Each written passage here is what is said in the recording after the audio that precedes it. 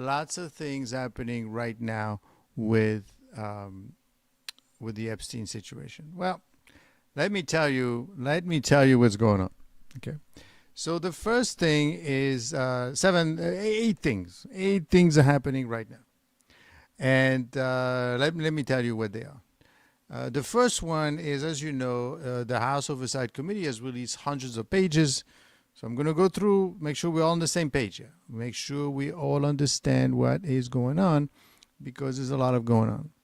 And then I'm going to tell you what's really going on, because there's something that we need to worry about right now. And don't forget to subscribe to this channel. So the first one is House Oversight Committee has released hundreds of pages from the scrapbook contained in the compiled by Ghislaine Maxwell with messages, photographs. And out of that, obviously, we figured, well, yeah, but you guys keep releasing information after information, but there is nothing new. No longer. What is new? It's not so much the information that is being released. I think what it is the reaction and the snowball effect that is going on. Let me explain. Right after they released the book with the pictures and everything that went in there, the first casualty was Mendelsohn. Mendelsohn was the ambassador, UK ambassador to the US. He's gone. Because out of the release of documents, they realized that he sent a bunch of interesting email. He sent a bunch of emails to Epstein while he was being investigated, and that's a problem. I guess they didn't know it when they gave him the job last year, when they gave him the job, and now he's gone. So the things can happen. This is serious. This is becoming a thing. This is becoming a very serious thing. Now, we know that Ghislaine Maxwell was out there for a while, and she gave 9 hours of depositions, and with Blanche, the Assistant Attorney General in Florida. And what did happen? What did she say? She basically said, listen, I don't know. This is a big misunderstanding. I didn't do anything. Okay? I shouldn't be in jail, which is... And she basically that she didn't do anything, which is a lie, because she got 20 years for this thing that she said she didn't do. So unless it's a big miscarriage of justice, something happened. So that's the first thing that happened. And obviously what she got out of it, she got a better deal. She got a better situation where she was able to go out and get into what you call a club fed. Fine. So I think we all know what that happened. Now, the reason all this is happening is because there's an oversight committee in Congress, and Congress, it's called the Oversight Committee, as says, we're pressing for the release of more Epstein file to that extent. So that's one thing that Congress, driven by Republicans and Democrats, quite frankly. And that's where you're seeing lots and lots of documents. But at the end of the day, we really have, 98% is not new. Right. So the book, but we have heard of the book. Another book is released. They released a bunch of other things, but it was mostly items that were in the public domain already. Okay. So what's happening now, in addition to that, this is probably a bit more worrisome, is the fact that there's a petition from Republican Thomas Massey and Democrat Ro Khanna. And basically, it is tied to the Epstein File Transparency Act. And if the Epstein File Transparency Act, because they have to put it in an act. Now, if this is passed, it would require the Department of Justice to release all unclassified documents and records related to the Jeffrey Epstein within 30 days. With the protection for the victims. But so they're going one step beyond what we're calling the Oversight Committee wants. And for that, the Republican are balking at that, and they're saying, "Well, no, that's you're going to release information about the victims. I think we're doing enough. Now you're playing the game of the Democrats. Be careful on that one." And this is important because for them to do this, it requires a certain amount of information to be released. And that is going to be a little bit more complicated. Why is that? Well, this petition from Massey and Kana, it is tied to Epstein file, right? It's a procedure, but they need 218 signatures from House members, which forced the bill out of the committee, right, and into the floor of a vote, bypassing normal leadership control. Because the leadership, the leadership in Congress, i.e., the Republicans, they don't want this thing to be out.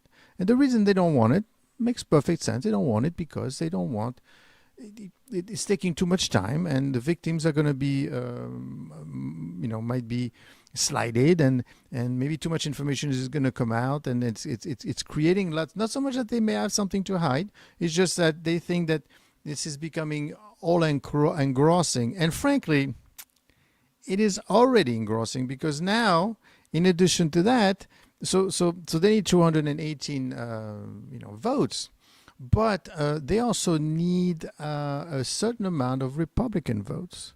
Obviously, we've got 2, and what's of interesting among those who have signed, obviously all the Democrats have signed it. Only a small number of Republicans are on board. And what's interesting is, as you know, Marjorie Taylor Greene and Lauren Boebert, Nancy Mace, and Massey himself, only 4. They need 6 to sign in. That's what they're missing. They're missing 6. Well, they're missing 2, actually. 2 Republicans. But Taylor Greene is actually a MAGA. What is she doing there? What is she doing there? Well, she wants to know. Well, how come the other Republicans don't want to know? Right? That's a question. And there might be a bit of a crack happening within the MAGA movement because of this. Why does she want it? Okay, so that's one thing. And obviously, the Mike Johnson, which is the Republican leadership, basically has criticized the petition as reckless, saying that it lacks sufficient protection and privacy and OGs for the victims, that the Oversight Committee investigation will produce necessary documents. So you've got the oversight on one end, and then on the other end, you've got the other one, which is going to be called the Transparency Act. They're kind of going to start fighting it out a little bit. So that's the first thing that's happening that's of interest. And let's see what it goes. But the House Oversight Committee has already released over 30,000 pages of Epstein-related documents. The thing is, there's nothing in there.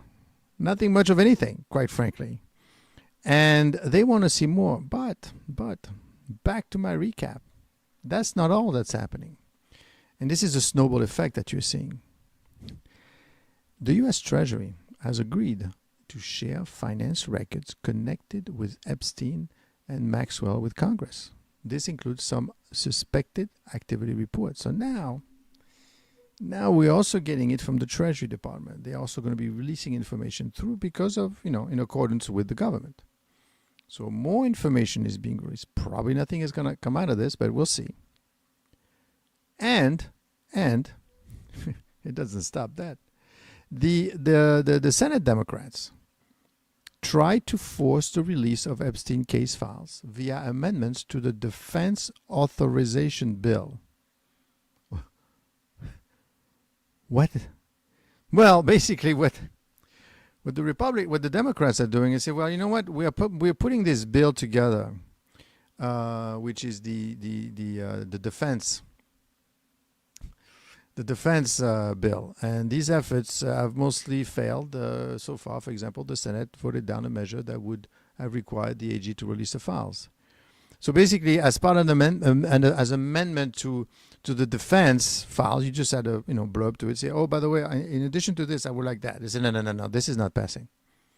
We don't want it. So on the closed doors, you don't know who said no, but basically, the Senate also said we don't want to release these files, the case files.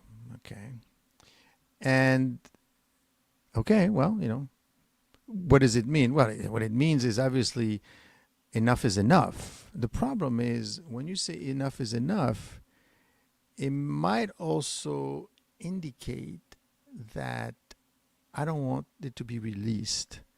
Why? You have something to hide? It's getting complicated because you've got those two bills that one is already out and they're releasing it, the congressional, and then you have the Transparency Act that's trying to find its way through where even more will be found.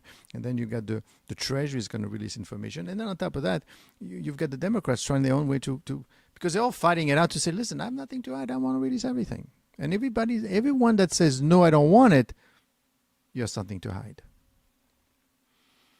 And then, this is not over. And then finally, JP Morgan. Correct. So, and again, a Democrat, Elizabeth Warren, is calling for hearings with JP Morgan CEO, Jamie Dimon, and other executives under oath. She wants to bring them to Congress.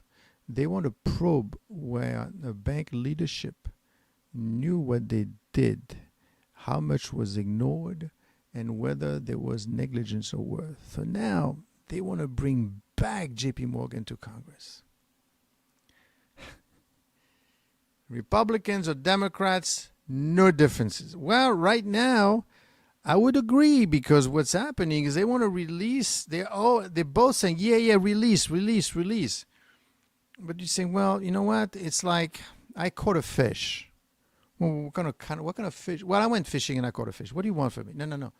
But what kind of fish did you catch? Because that's what's happening right now.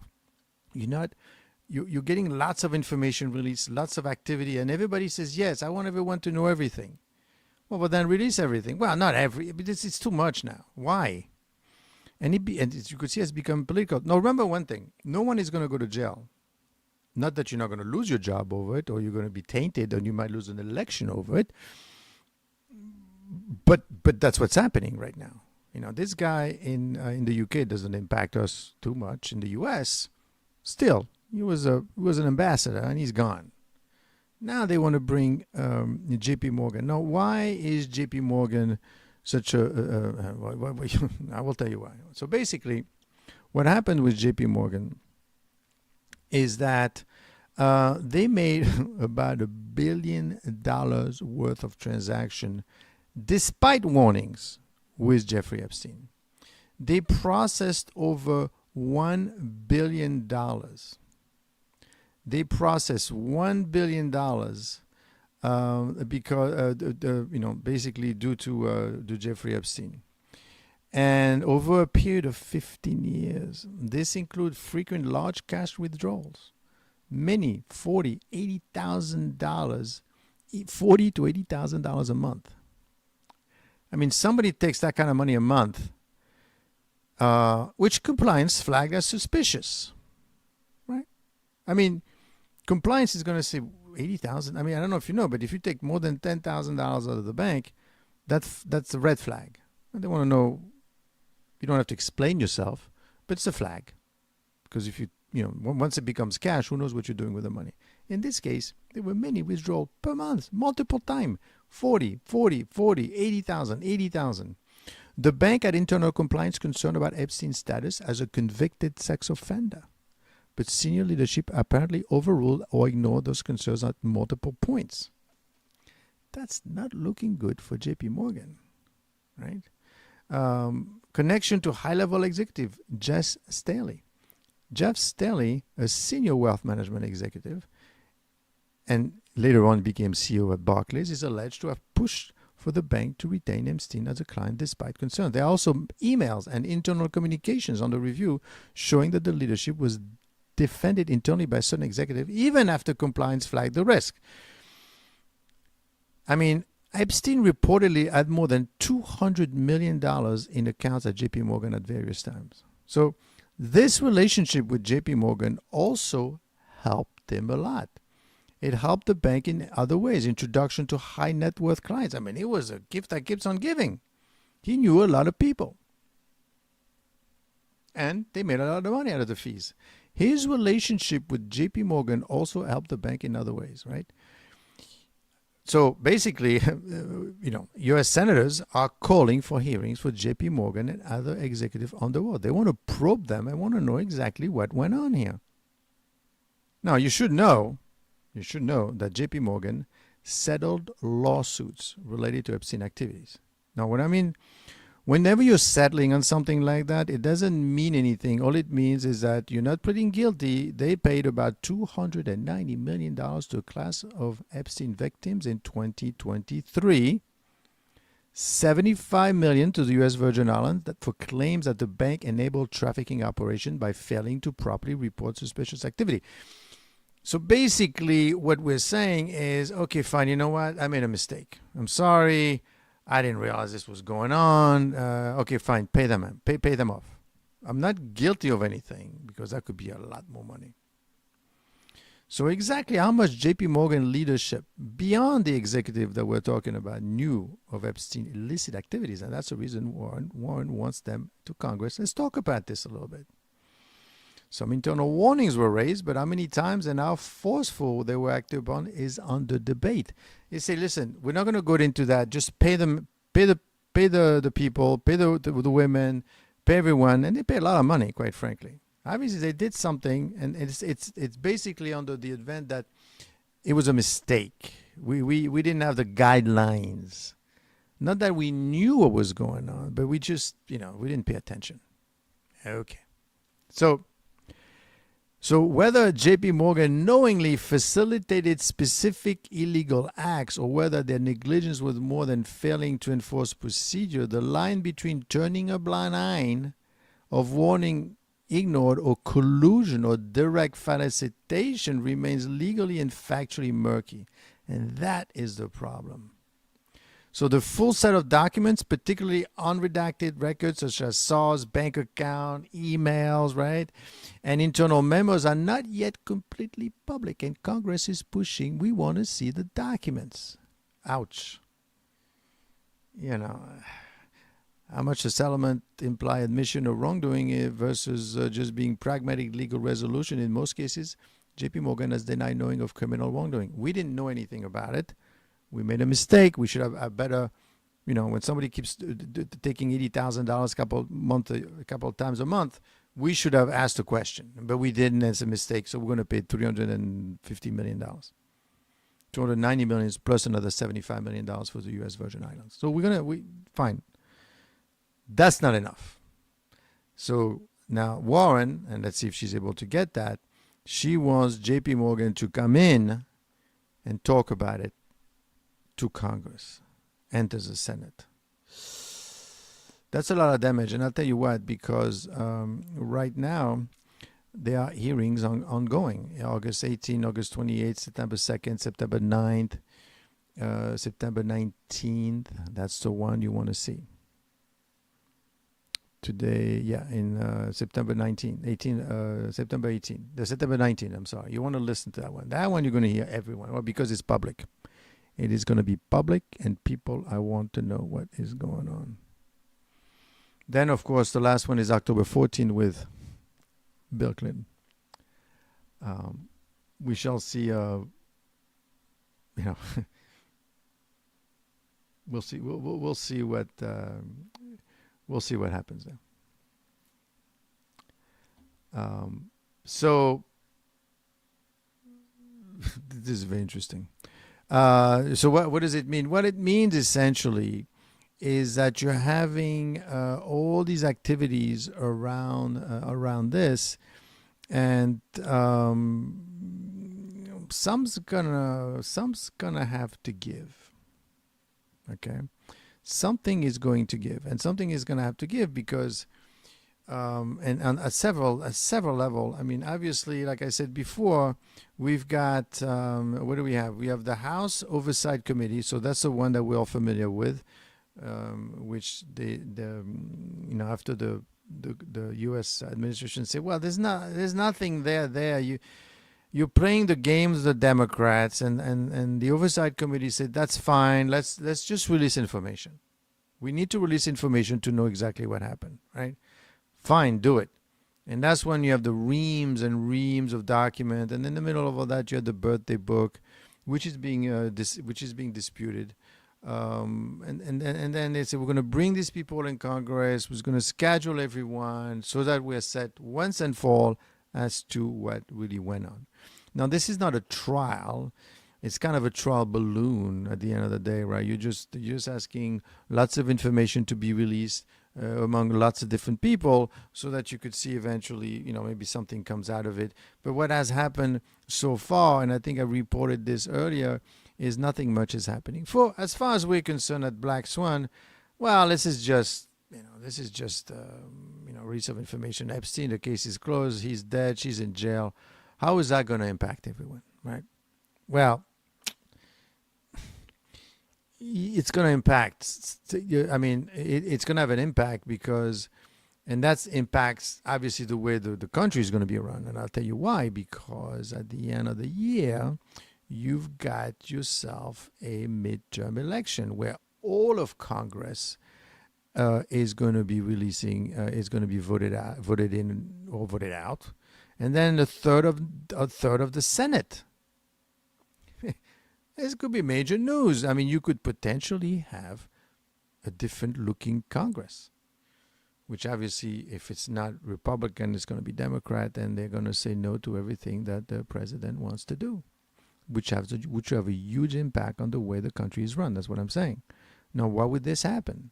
I mean, after all, the Republicans have put the Oversight Committee and say we're going to release thousands. I think they released 33, almost 40,000. A huge amount of information has been released. The only thing is, there's nothing in there. I say, well, yeah, but this is not a show. We want to, and now the victims are coming out, and then of course, you've got this other petition, right, from Masi and Kana, for which Taylor Greene, which is a MAGA person, and she wants to know as well. This petition is from Thomas Massie and Ro Khanna, a Democrat and a Republican, and it is tied to the Epstein, the disclosure. The petition is tied to the Epstein. It's what we're going to be calling it the File Transparency Act. That's a different act from the Oversight Committee. If passed, it would require DOJ to release all unclassified documents and record. Everything. So obviously you didn't get everything. They want to see everything within 30 days with protection for victims. The discharge petition is a procedural tool that once it gets 218 signatures from the House members, forces the bill out of committee and onto the floor for a vote, bypassing normal leadership control. Because right now, the leadership in Congress says the oversight, which managed the oversight committee, they said, we've done enough. Fine, we're going to do our own release of undisclosed information, unclassified information, and we don't need your approval. And for them to do that, they need 218 signatures. As of September 2025, they have about 215. They need 3 more. Right? They need Republicans. I mean, all the Democrats are on it, obviously. Now you need the Republicans. Among those who have signed, almost all, we'll see. I mean, Taylor Greene jumped ship, I guess. And it looks like the relationship between her and the president a little frosty right now, but that's what I've heard, but we'll see. So among all that have signed, almost all House Democrats have done so. Only a small number of Republicans are on board. Why is that? Well, because the administration does not want it, and also the leadership in Congress. Now, think about what this really means. Of course, it depends where your mind is, right? Where you think who's good, who's bad, and obviously you say, well, you look guilty. Why don't you want to release everything? Now, of course, the other side will tell you, well, no, but we've released enough, and what we're doing, we're playing the game of the Democrats. And in fact, they even want more information. Chuck Schumer, in Senate, wanted to release even more information, but it didn't work out. So that kind of fizzled out. But that one is important. That one is very important, because why would 4 Republicans actually want to do that and go against the other Republicans?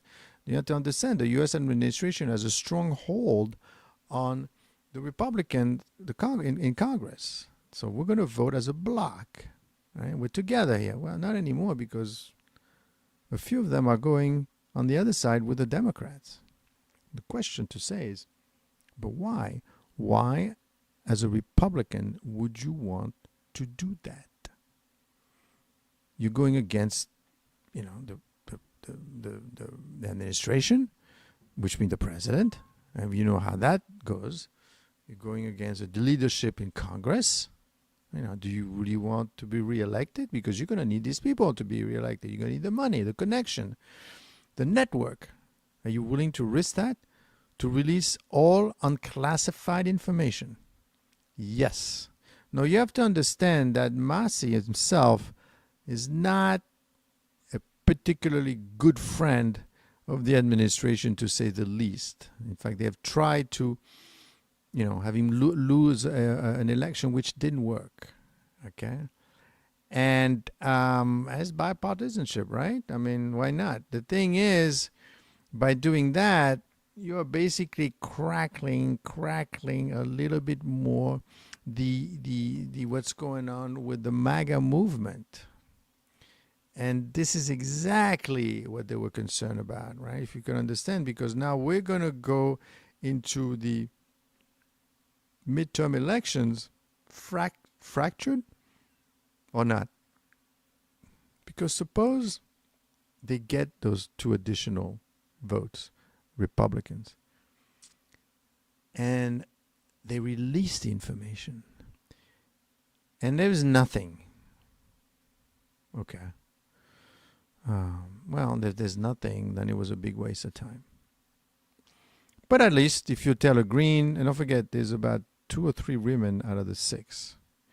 And that's relevant because a lot of the victims, in fact, Taylor Greene actually wanted to read out the name from the victims themselves, of the people they'd been with. It's getting very messy. She wants to know. She was with Trump all the way, and she was with him, and she said, I want to know what's going on for real this time. I don't know if you know the woman, but she's pretty tough, right? And she's a really MAGA. And the fact that she's going on that side, is she, if you were to analyze the situation, right, why would you do something like that? Well, maybe you know something people don't know, or maybe you say, you know what, there's no way everyone is going to come out like nothing has happened. And obviously, at the beginning, it sounded like that when Maxwell went to Florida, and she started talking and saying there's a big misunderstanding. Yes, I got $30 million, but the reason I got the $30 million is basically because I was helping him in his business, not because he was paying me off. Okay. Yeah, I was doing day trading. I was very successful. I was doing my own business. And Prince Andrew really didn't do anything. It's tough to believe these things, right, when you see and you heard everything. But maybe she's right. Maybe. Because you can't prove the negative right now. But the point is that she was out there, and they realized, okay, that's it. And then they gave her a nice spot, frankly, a bit unorthodox, to take her out of a maximum security prison to put her with what we call the Club Fed. So she got the deal. They were even talking at some point that maybe what we want to do is clemency. We don't hear about that anymore, because that would be too much, I think, at this point.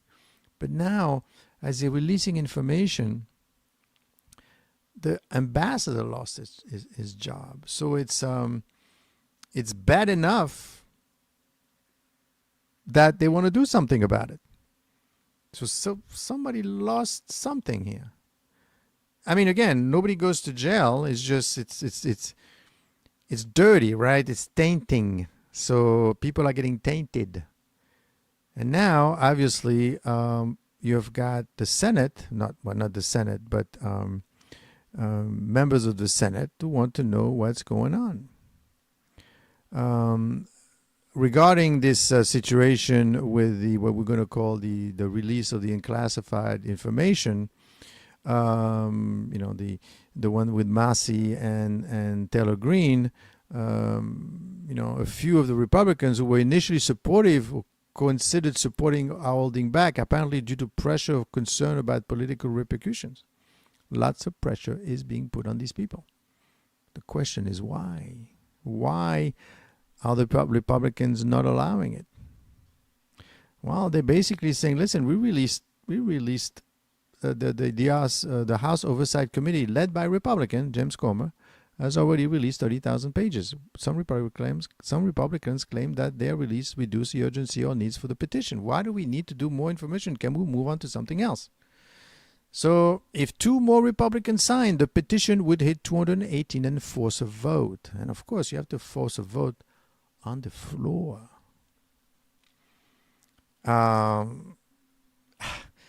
Special election in certain districts may change the composition and make it easier to get the needed votes. Even if the House passes a measure, it faces obstacle in the Senate and from the White House, possibly a veto or blocking if it reaches those stages. So for you to get all that information, first it's got to pass. You need 2 more Republicans. Once you got that, you got to go to the Senate, but the Senate is also controlled by the Republicans, but a bit tight. Okay. And even after that, now the president could just veto it and not sign it. Now, of course, if everybody says yes and you say no, that's not going to look good. So that's the reason they don't want it to get to that level. Okay. So the issue with this is it's going to go on and on and on, right? And then, of course, in the middle of all that, you have certain efforts by the senators on their own. Schumer's trying to put a separate bill that didn't go anywhere. Then you have another bill. Well, they're trying to do this one where they want to bring, some of the senators want to bring JP Morgan onto the floor to explain what is going on. That's going to be, I think next week what you're going to see is you're going to see Alex Acosta, and you want to watch that one. And the reason why you want to listen to the guy is because he was, it's like lots of things happening, and you can't just pinpoint to aha moment, but that something, it cannot possibly that all of these things are purely coincidental. Something is driving, which was the idea at the time of the elections, right? They said, no, we're going to go in there and we're going to find out exactly what's happening. And they're saying, well, we're finding out, but there is nothing. But anyway, so the Acosta is important because as a U.S. attorney for the Southern District of Florida, Acosta approved a controversial plea deal with Epstein. Right? Epstein pled guilty to 2 state prostitution charges. But then in exchange, federal prosecutor agreed that not to pursue federal sex trafficking charges for him. Why? Well, in addition to that, not to pursue federal charges despite evidence involving a dozen, the agreement, and this is where it becomes interesting, the agreement also provided immunity to Epstein co-conspirators, which critics argue that it shielded Ghislaine Maxwell and others from accountability. So the deal was kept secret from Epstein victims and a direct violation of the Crimes Victim Right Act, and that's the reason why they were able to actually prosecute Ghislaine Maxwell. But then they say, but why did you? So the lawmakers next week, and you're gonna watch this one, they want Acosta to explain why he approved such a lenient deal and whether Epstein power, wealth, and political connection influenced the decision. Critics see the deal as one of the most glaring examples of justice system failure in a high-profile sex trafficking case. His testimony could shed light on who benefited from the immunity clauses and whether outside pressure shaped prosecutorial discretion. So that discretion is, so you could see, right? You've got all these committees being set up everywhere, with nothing much coming out, but the more it lasts, more people are coming out, the more victims are coming out, believe it or not, and they all want to know, and they're feeling empowered, and now that Taylor Greene is out there, they're saying, well, okay, fine, maybe she's out there because she, just in case, something comes out, she doesn't want to be with a block, and technically what you're going to see as Acosta starts talking, as that time starts passing by, the cracks are going to happen more and more, and people are going to feel more emboldened. Especially, and this is where it ties into what's going on with the tariffs. Because at the beginning of the year, the administration was all powerful, right? They were there. They could do anything they want. They did it. They moved.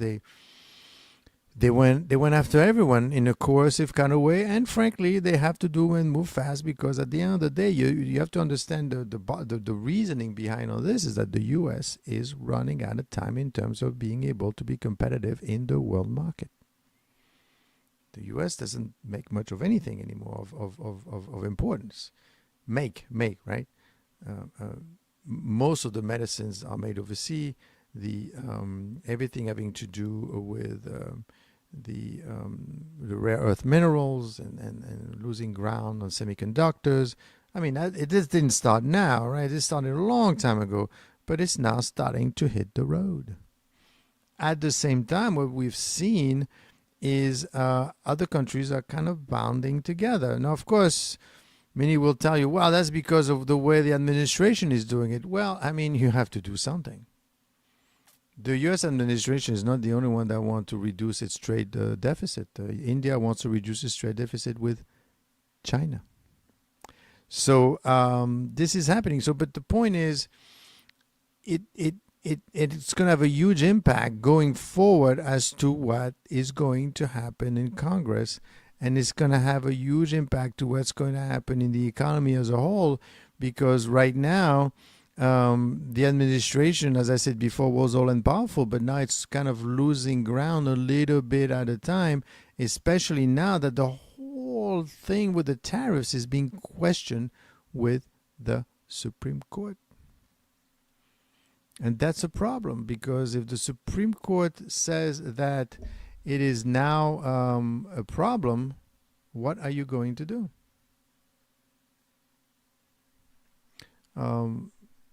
So what happens going forward?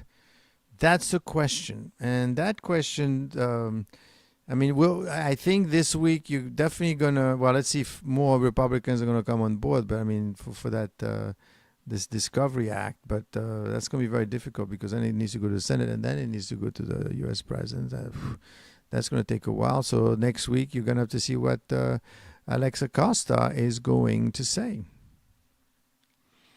That is something that we need to see. Now, in the meantime, Pete Mendelsohn, which is a prominent UK Labour figure and former EU commissioner, was appointed UK ambassador by the Prime Minister, but emails and letters came to light showing Mendelsohn had referred to convicted sex offender Jeffrey Epstein as my best pal. So that means that there are still people out there that shouldn't be in the position that they're in. And he's not going to go to jail. He's not going to go to jail, but obviously they want to know, we should have never given you this job if we had known all the things that you have done. He advised them on attempting to seek early release from his conviction in 2008. He said, "You are innocent. What are they doing to you?" The UK foreign minister claimed during the appointment process the known facts about Mendelssohn's ties with Epstein were different. So it would appear that they didn't know what was going on. I didn't know all this about him. So these fresh disclosures reveal more intimate or supportive relation than previously understood. So that means that we could get to you. This can get to you in a way that you lost your job. He was dismissed a day after. It didn't take a week of discussion. He was gone. And now he has a consultancy firm in Washington called Global Counsel, and it's cutting ties with him partly because of the reputational damage.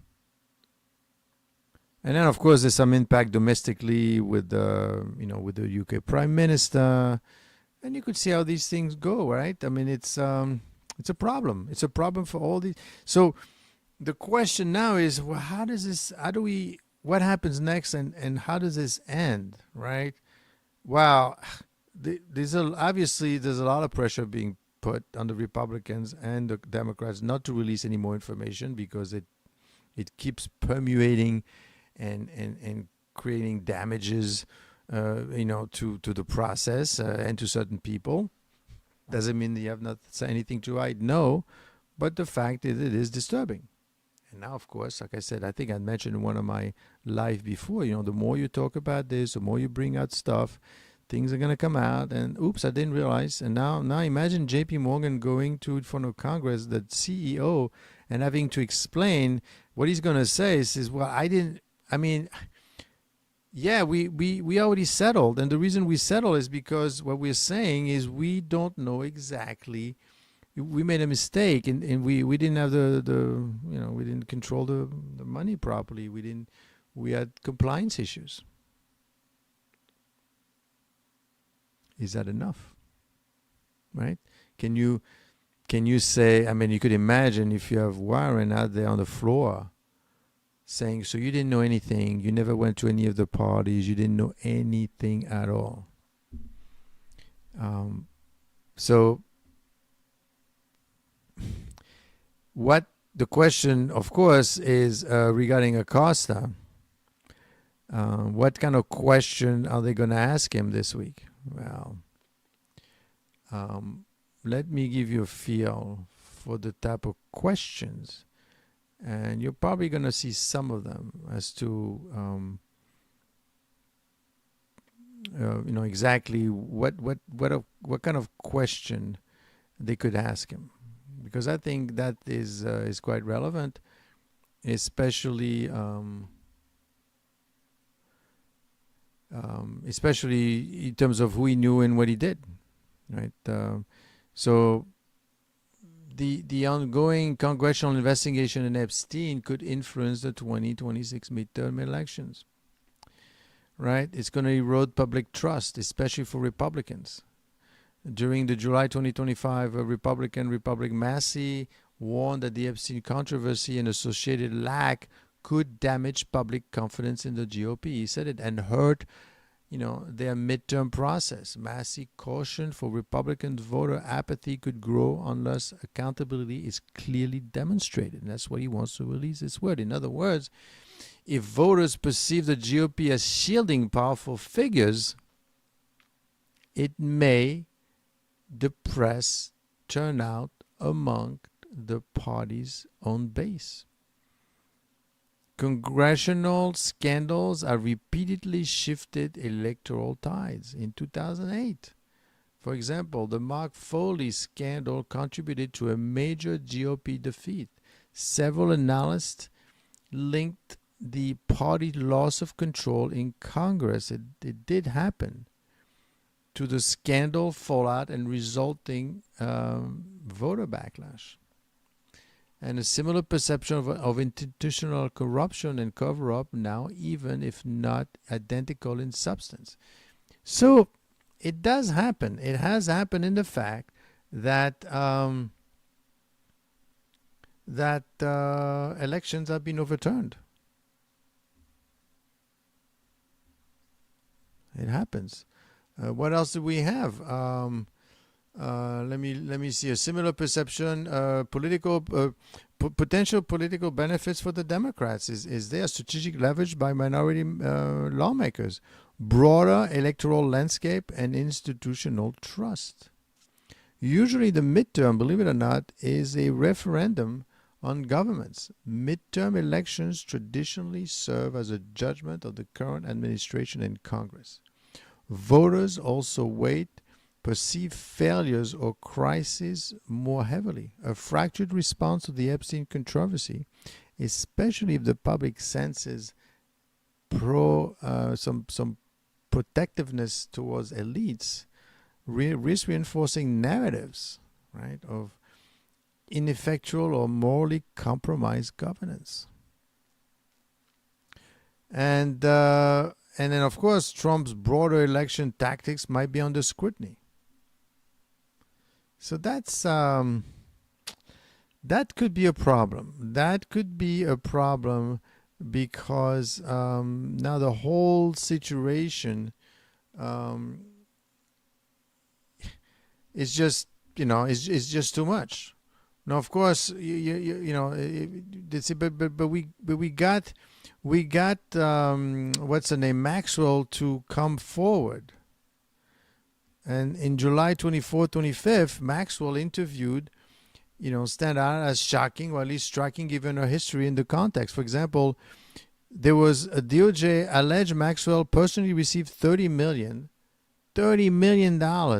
between 1999 and 2007. She categorically denied that this was payment for recruiting underage girls, saying the money related to real estate, to the trips and luxury cars, helicopter purchase. She insisted much of it wasn't hers and claimed accounts in her name were often controlled by Epstein accountants. I didn't get $30 million. Okay, a mistake.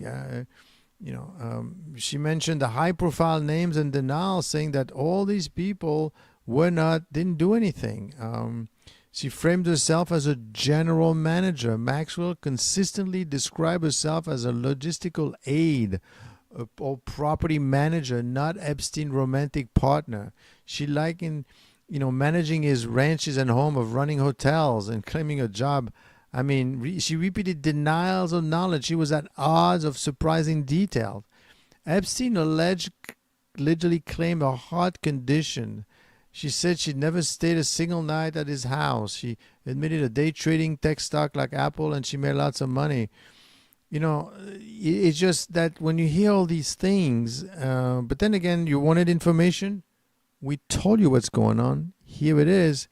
It's just not enough, and people are very sorely disappointed.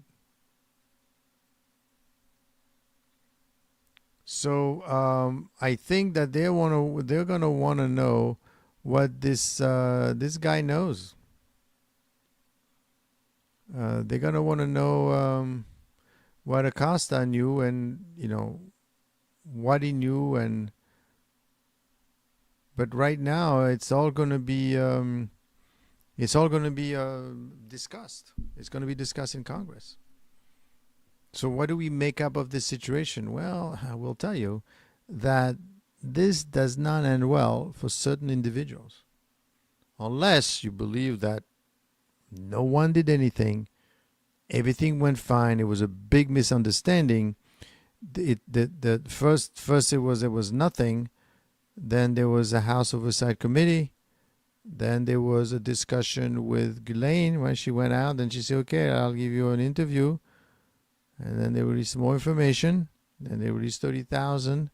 They released those pictures that you could see from inside the house. Okay? And then they said, but that's not enough. We're not seeing anything here. We want to know more. When I say we, talking people like Massey and now Taylor Greene, they want to see more information. Why do they want to see more information? Because they realize that maybe there is more to be seen. Either that they want to see more, they're protecting themselves as well from those that may not want to say, and then at the end of the day, they may be enthralled into it, or they're saying, we want to know more because that's the right thing to do, and frankly, it's a snow job. There's nothing here.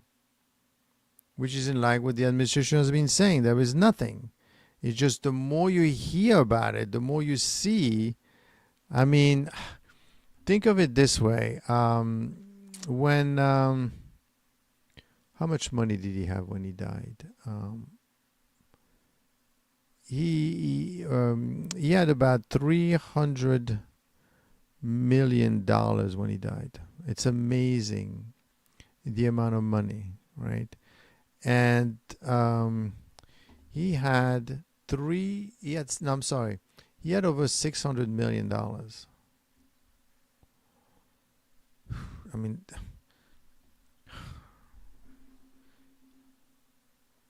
at his death in 2019, he had over 577 million. 195 million in hedge fund and private equity investments. Okay, so you made some good investment. $56 million in cash. And don't forget, JP Morgan saw $40,000 to $80,000 in cash being withdrawn and into the accounts back and forth. $113 million in real estate, $18 million in plane, car, boats, and arts, and then $200 million in other financial assets. Now, when you have that much money and it's all over the place like that, I mean, usually you want to hide something. Maybe that's what he was doing. 2 days before he died, he signed a will, and he names 2 longtime associates as executor. He created a trust in the U.S. Virgin Islands to control distribution and shield beneficiaries from lawsuits and public disclosure. Now, of course, in 2020, to compensate the victims, a victim compensation fund was created, and the fund operated independently and was paid for by the estate. So far, they've paid about 150 victims, about $121 million. Average payout, $775,000. I mean, that's a lot of money going back and forth. So a lot of people got paid off. A lot of people saying, I don't know, I don't understand, I wasn't there. And only 2 people found guilty, technically. Dozens of lawsuits were filed against the estate by abuse victims, former employees, business associates, U.S. Virgin Island governments. I mean, the more I'm going to tell you, you're going to find it's amazing, because that's a trove of information. The U.S. Virgin Island General, sued the estate in 2020, alleging that it was a criminal enterprise. There was only 2 guilty parties. But be careful, because you know what? Remember the case with Madoff? Who was guilty? Madoff and the guy that worked with him, and that's it. Nobody else. I mean, some of the people were found guilty, but frankly, we're not so sure how much of it is possible. So we'll see. We'll see where it goes going forward, right? We'll see how far they're able to do it. And I don't know how much longer this can go on without actual, without an actual situation that's going to force them to do it, right? I don't know. We'll see. I will say this, though. I believe that there's a lot more to be seen, a lot more going forward.